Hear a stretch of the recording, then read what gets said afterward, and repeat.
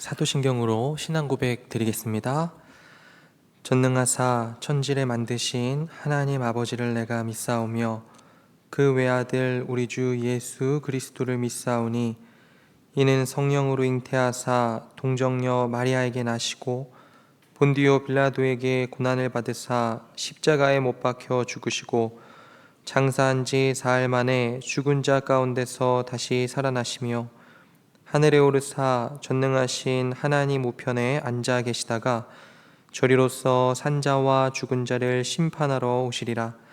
성령을 믿사오며 거룩한 공회와 성도가 서로 교통하는 것과 죄를 사하여 주시는 것과 몸이 다시 사는 것과 영원히 사는 것을 믿사옵나이다. 아멘. 다 함께 찬송 410장, 찬송가 410장 내 맘에 한 노래 있어 같이 찬양 드리겠습니다.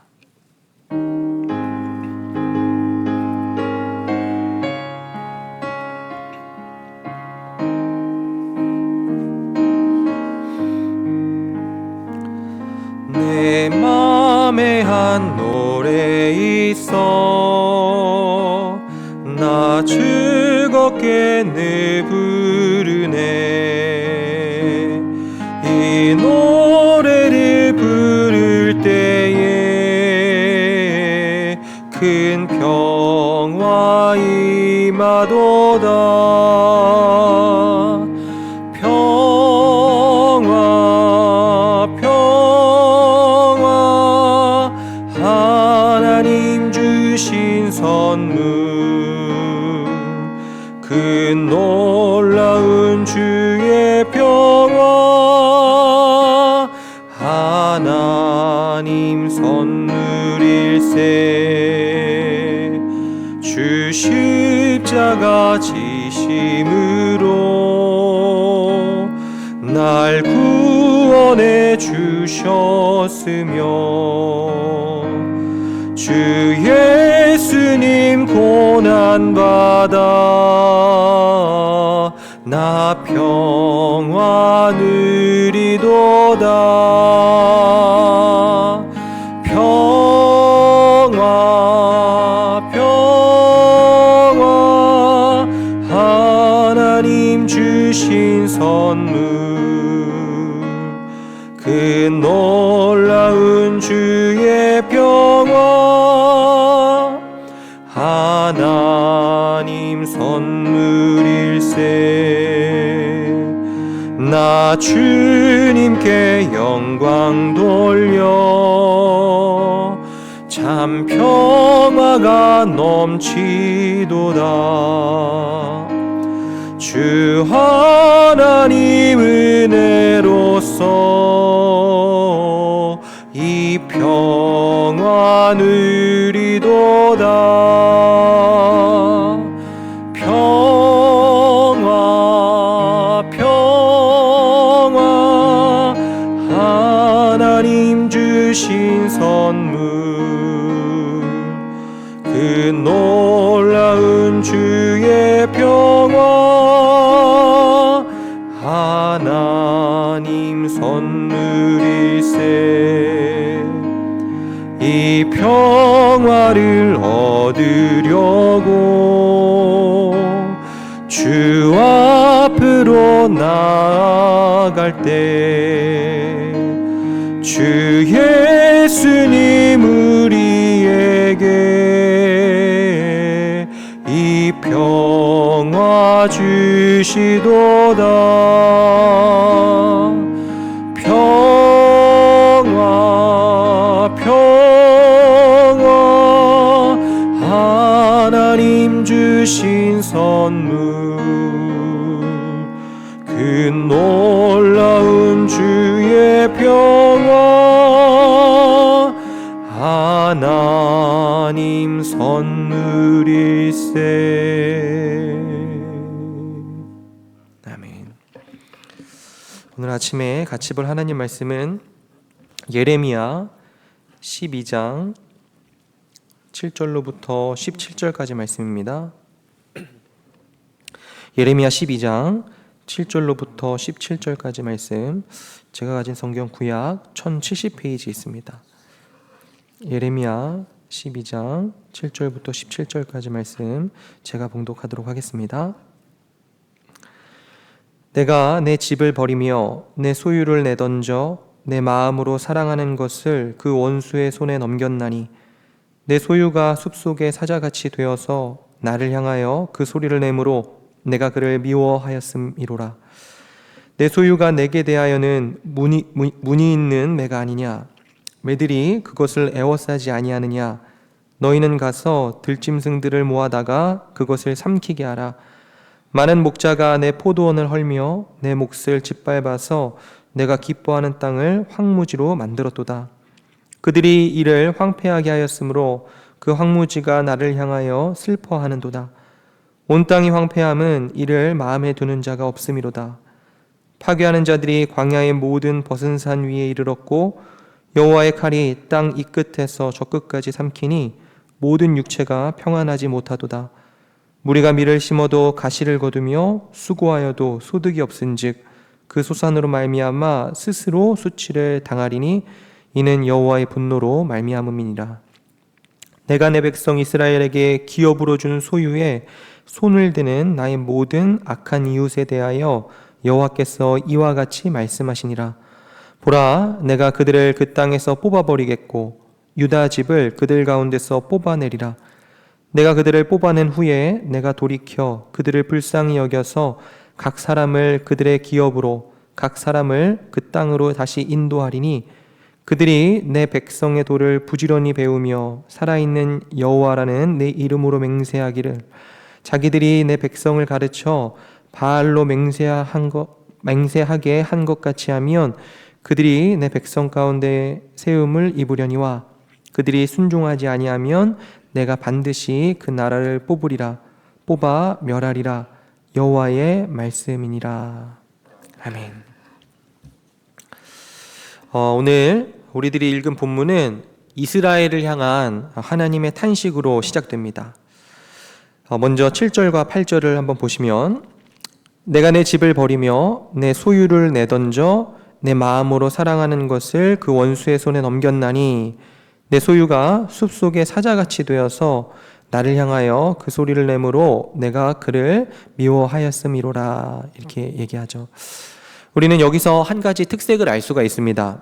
뭐라고 말하냐면 내가 또 내 소유를 내던져 또 내 마음으로 사랑하는 것을 얘기하면서 내가 이게 반복이 되고 있죠. 내 소유가 숲속의 사자같이 되었다. 이렇게 또 얘기합니다. 그러니까 여기에서 내 집, 내 백성, 내 마음, 내 소유 이런 동일한 단어의 반복은 그 백성들에게 얼마나 정성을 기울였는데 배반당한 하나님의 아픔인 거죠. 하나님과의 언약을 저버리고 자기 욕망의 길로 달려간 그 백성들 때문에 아파하고 있는 하나님의 마음이 지금 반복되고 있는 나의라고 하는 그 말 속에 고스란히 담겨져 있는 것입니다. 결국 그렇게 귀히 여기고 사랑했던 그 백성을 하나님께서는 이제는 치실 수밖에 없다라고 하시는 거예요. 하나님의 마음을 알아차리지 못하고 그 백성들은 반항하고 하나님께 끊임없이 불순종하는 그런 모습들을 보였던 거죠. 마치 사자가 으르렁거리듯이 그렇게 하나님께 대들었던 것입니다. 그래서 하나님은 부득이 그들을 원수의 손에 넘길 수밖에 없다라고 말씀을 하시는 거예요. 9절과 10절도 보시면 내 소유가 내게 대하여는 문이 있는 매가 아니냐 매들이 그것을 애워싸지 아니하느냐 너희는 가서 들짐승들을 모아다가 그것을 삼키게 하라. 많은 목자가 내 포도원을 헐며 내 몫을 짓밟아서 내가 기뻐하는 땅을 황무지로 만들었도다. 이 9절에 내게 대하여 문이 있는 매다 이렇게 이야기하는데 여기 문이 있는 매라고 하는 건 이 원어로 보면 하이에나로도 번역이 될 수 있는 그런 단어다라고 이야기합니다. 그래서 이것이 정확히 무엇을 의미하는지는 굉장히 파악하기가 애매모호합니다. 어떤 학자는요, 먹이의 피를 뒤집어 쓰게 된 매를 말한다 이야기해서 이 무죄한 자의 피 흘림이 예루살렘에 관영한 죄악이었다 이렇게 보기도 하고요. 어떤 학자는 이 자신의 아름다운 깃털을 자랑하는 그런 매로 보아서 이스라엘을 그렇게 빗대기도 하고, 또 어떤 학자는 이 이스라엘을 하이에나로 비기면서 야행성으로 그 죽은 짐승들을 먹고 사는 동물이기 때문에 이 8절에 나왔던 이 사자보다도 훨씬 더 부정적인 느낌을 준다 그렇게 이야기하기도 합니다. 그러나 중요한 건 그 무늬 있는 매를 수많은 매들이 애워싸고 있고, 또 들짐승들이 그 무늬 있는 매를 삼키려고 하는 그런 그림을 보여주고 있다라고 하는 거죠. 결국 들짐승으로 상징되고 있는 그 제국들을 불러서 하나님이 이스라엘 그들을 치게 만드신다라고 하는 것입니다. 그러나 하나님께서 기쁘실까요? 그렇지 않죠. 슬퍼하십니다. 그것은 10절 말씀에 이방인들이 주님의 포도원을 망가뜨리고 있는 것이기 때문에 그렇습니다. 이 아끼는 밭을 황무지로 만드는 것이기 때문에 그런 거죠. 그리고 11절에 하나님께서는 이 황무지로 변한 땅이 하나님을 향하여 슬퍼하는데도 걱정하는 사람이 한 명도 없다라고 하는 사실로 인해서도 탄식하고 계십니다. 온 땅이 황폐하지만 그것에 대해서 마음을 두고 있는 사람이 없다라고 하는 거죠. 11절에 그들이 이를 황폐하게 하였으므로 그 황무지가 나를 향하여 슬퍼하는도다.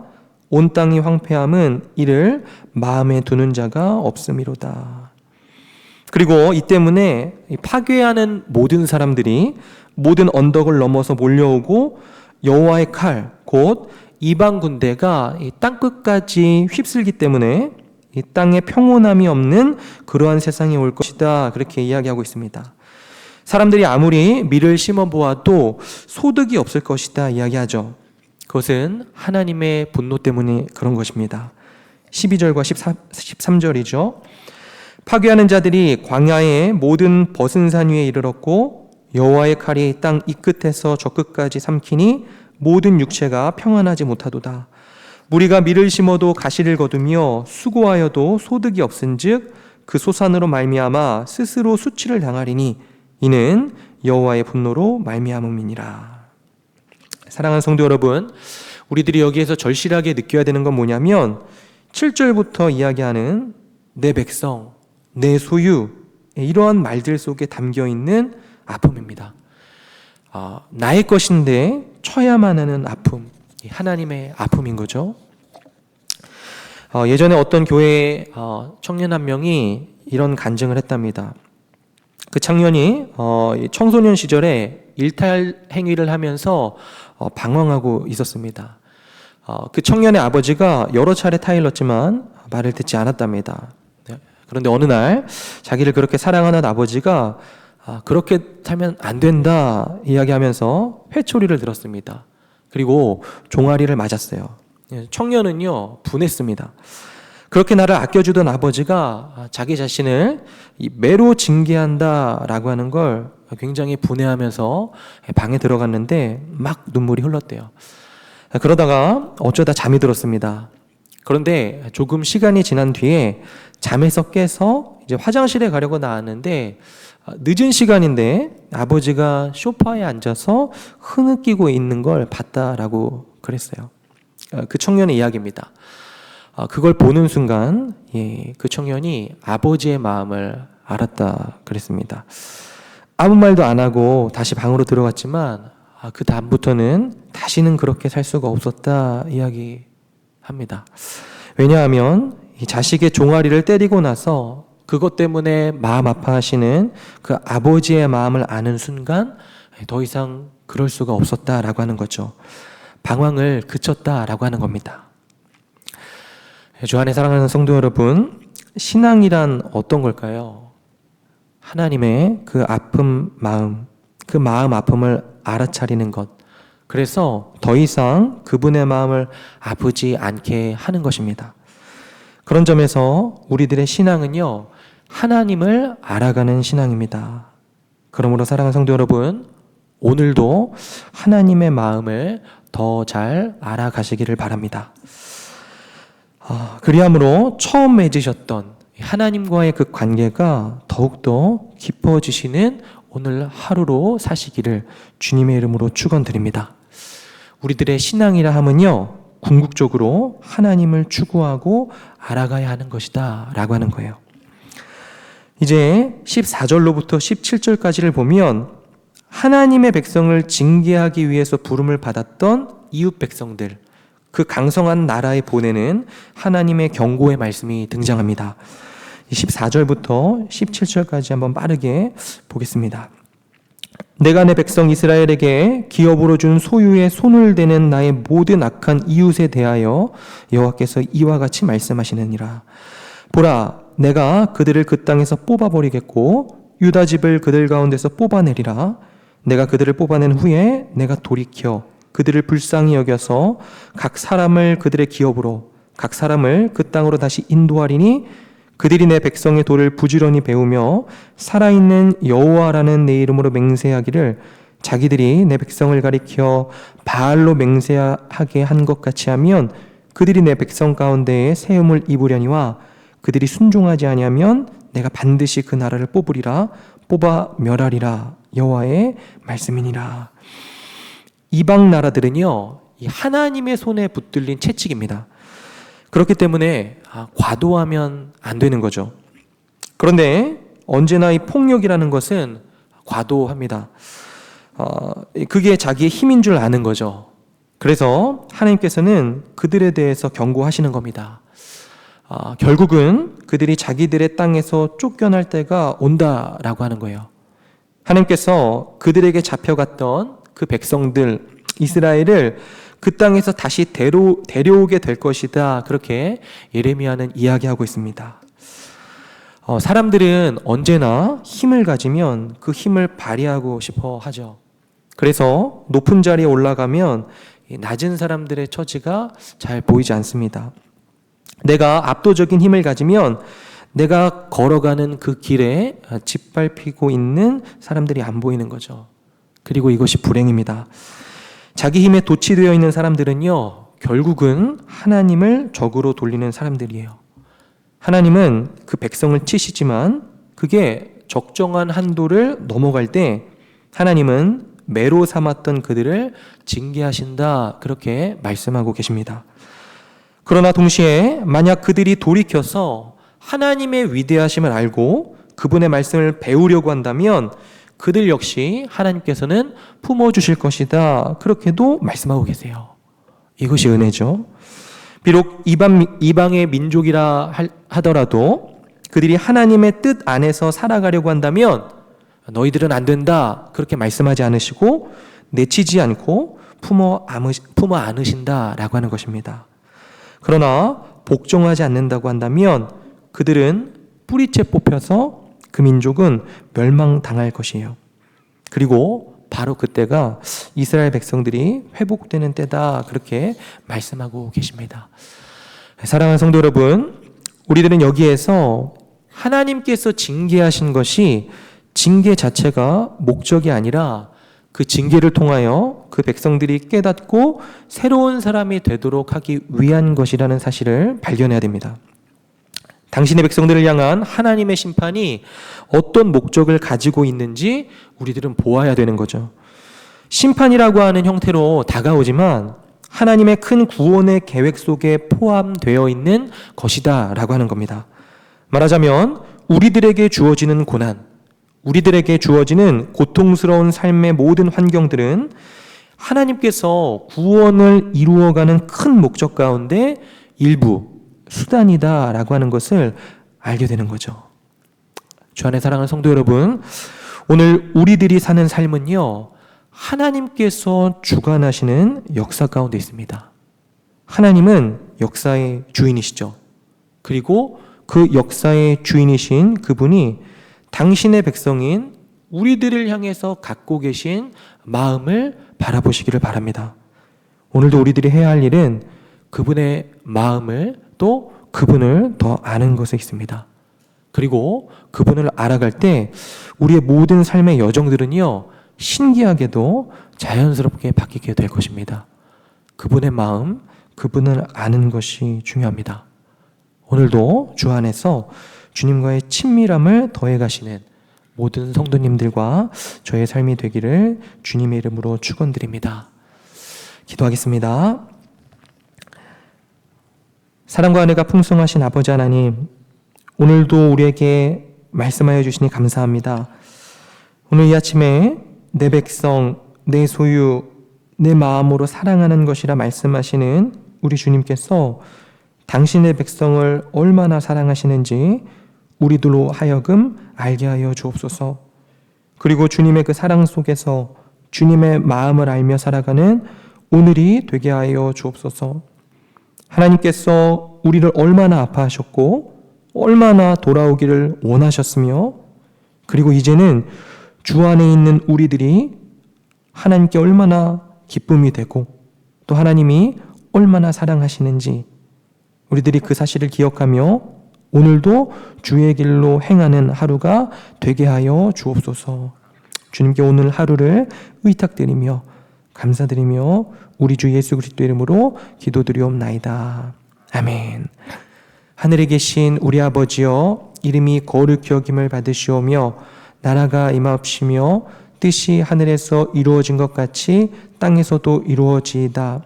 오늘날 우리에게 일용할 양식을 주옵시고 우리가 우리에게 죄 지었던 자를 사하여 준 것 같이 우리의 죄를 사하여 주옵시고 우리를 시험에 들게 하지 마옵시고 다만 악에서 구하옵소서.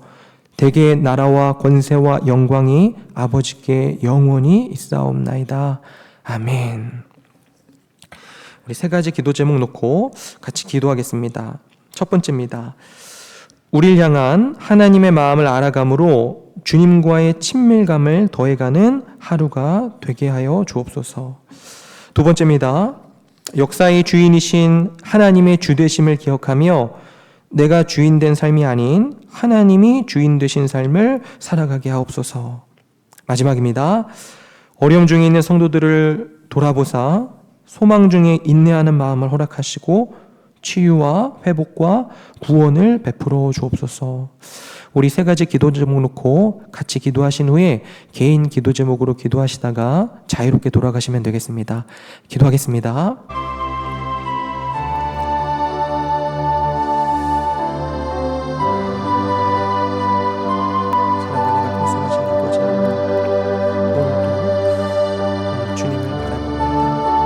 우리를 향한 주님의 그 마음이 얼마나 크고 얼마나 간절하신지 우리들이 다시 한번 깨달을 수 있도록 주님 도와주옵소서. 주님, 우리들이 주의 뜻대로 살고자 하나 하나님 그 뜻을 갖고 계신 그분